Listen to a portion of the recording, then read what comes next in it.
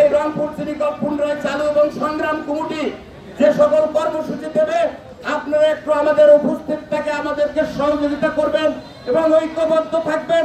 আমরা আগামীতে এই অন্তর্বর্তী সরকারের কাছ থেকে এই মিলটিকে আমরা পুনরায় চালু করে নেব ইনশাআল্লাহ।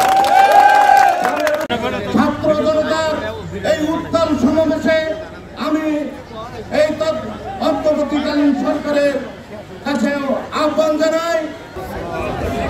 আজকে এই সমাবেশ থেকে আমি একটি কথা বলবো, আমরা যারা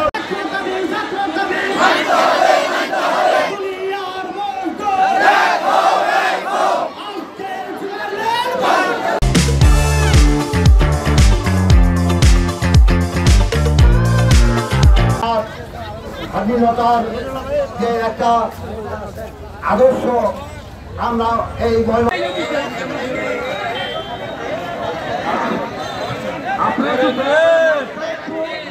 আমাদের এই ঐতিহ্যবাহী প্রতিষ্ঠান মধ্যে বিল তৈরি করবেন, না করে আমরা আপনার কার্যালয় সহ তিনি